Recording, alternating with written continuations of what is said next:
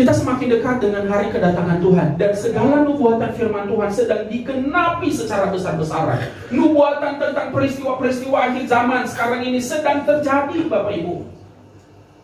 Salah satu tanda kedatangan Tuhan Yesus yang kedua kali, Yesus berkata, Injil kerajaan ini, Injil damai sejahtera ini harus diberitakan ke seluruh dunia, barulah tiba kesudahannya.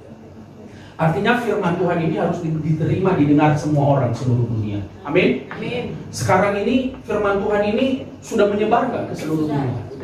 Sudah Bapak Ibu. Bagaimana caranya berita ini disampaikan ke seluruh dunia? Satu, ya, umat Tuhan ada orang-orang yang memang mendapatkan panggilan khusus untuk menjadi misionari, untuk memberitakan firman Tuhan, penginjilan, memberitakan firman Tuhan. Yang kedua, melalui kesaksian orang-orang percaya. Kesaksian Bapak Ibu dan saya, itu yang menjadi salah satu cara. Ya, itu cara yang kedua. Cara yang ketiga, melalui multimedia. Menjelang hampir 3 tahun terakhir ini, segala multimedia, ya, media-media sosial sekarang ini sedang dipakai oleh Tuhan untuk memberitakan firman Tuhan sampai ke seluruh bumi, di mana daerah-daerah, tempat-tempat, wilayah-wilayah yang tidak bisa kita jangkau. Sekarang media ini bisa menjangkau. Yang ketiga, yang berikutnya, Tuhan bisa pakai orang lain yang tidak percaya kepada Tuhan. Bapak Ibu percaya? Amin. Tuhan bisa menggunakan orang tidak percaya? Kalau Bapak Ibu perhatikan beberapa waktu terakhir ini, tahun-tahun terakhir ini, yang membahas Alkitab, yang membaca Alkitab, bukan hanya di gereja dan bukan hanya orang Kristen, bukan hanya pendeta yang berkhotbah tentang Alkitab sekarang ini, tapi orang-orang dari agama lain pun sekarang ini sedang membahas Alkitab, sedang membaca Alkitab. Di dalam rumah ibadahnya Alkitab dibacakan, Alkitab dibicarakan, Yesus dibicarakan, meskipun dengan tujuan untuk menggugat isi Alkitab. Meski mereka tidak mengakui bahwa Alkitab ini adalah firman Tuhan, tetapi mereka membicarakan firman Tuhan ini dan mengutip ayat-ayatnya untuk mendukung apa yang menjadi pendapat mereka, untuk mendukung apa yang mereka yakini. Itu yang sedang terjadi sekarang ini. Alkitab sedang dibicarakan di tengah-tengah agama lain saat ini. Kalau begitu pertanyaannya, apakah ini termasuk cara memberitakan firman Tuhan? Termasuk. Filipi pasal 1. Filipi pasal 1, mulai dari ayatnya yang 15. Filipi 1 ayat 15, silakan. Ada orang yang memberitakan Kristus karena dengki dan perselisihan, tetapi ada pula yang memberitakannya dengan maksud baik. Ya, yang pertama itu ada orang yang memberitakan Kristus karena dengki dan perselisihan, karena tidak suka, karena benci kepada orang-orang pengikut Kristus atau benci dengan Alkitab itu sendiri. Mereka memberitakannya, ayat yang ke-16.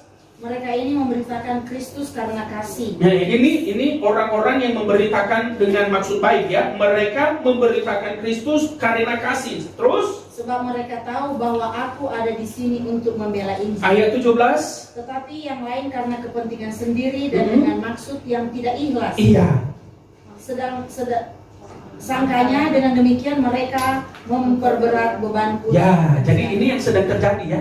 Ada orang memberitakan firman dengan maksud baik. Ya, contohnya apa yang saya sampaikan hari ini adalah dengan maksud baik. Apa yang dilakukan Bapak dan Ibu Gembala bersama dengan tim minggu-minggu yang lalu, itu adalah dengan maksud yang baik. Tetapi sekarang ini ada juga orang yang memberitakan firman dengan maksud dengki, dengan maksud tidak suka.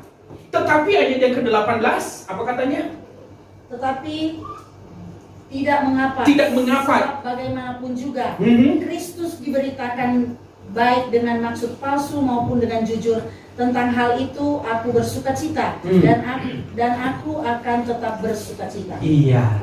Jadi meskipun dengan maksud yang tidak jujur, dengan maksud yang tidak baik, dengan maksud firman Tuhan ini dibicarakan untuk menggugat Alkitab ini, Paulus berkata tidak apa-apa.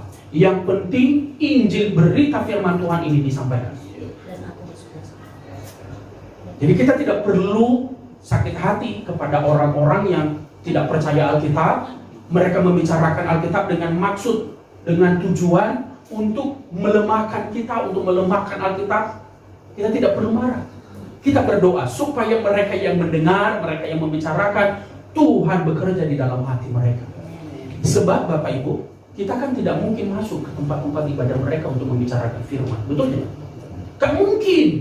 Kecil kemungkinannya itu, sangat kecil kemungkinannya, bahkan tidak mungkin. Tetapi ketika mereka sendiri yang membahas Alkitab itu adalah sebuah jalur yang digunakan oleh Tuhan untuk memberitakan firman.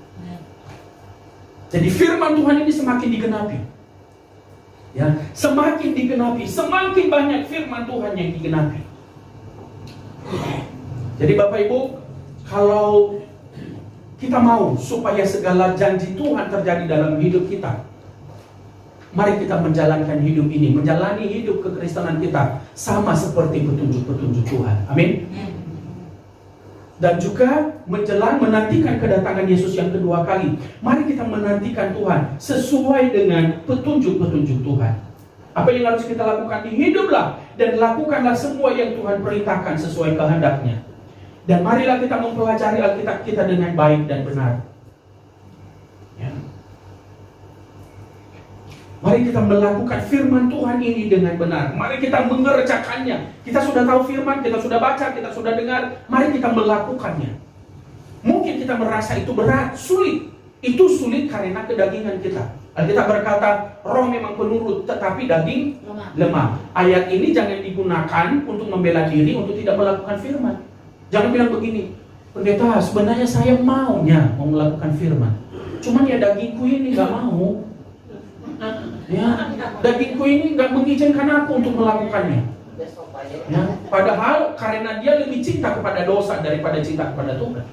Jadi jangan menggunakan ayat itu untuk membela diri untuk tidak melakukan firman.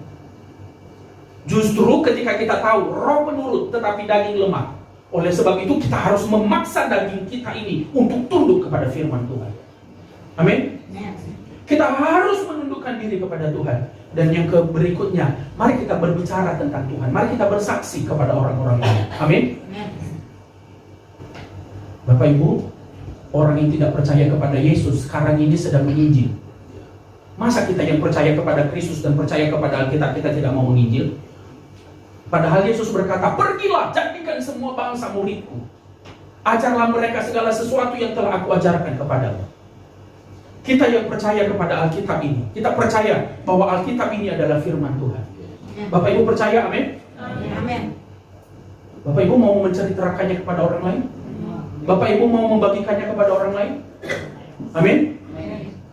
Kita berdoa supaya ke depan kita bisa bersama-sama dan program ini kita bisa kerjakan bersama-sama. Ingat sekali lagi, orang yang tidak percaya kepada Kristus, orang yang tidak percaya bahwa Alkitab ini adalah firman Tuhan, mereka sedang bersemangat, mereka sedang bergairah membaca Alkitab ini, memperdebatkan Alkitab ini, membicarakan Alkitab ini di tempat ibadah mereka, di kelompok mereka, di lingkungan mereka. Mereka sedang membicarakan.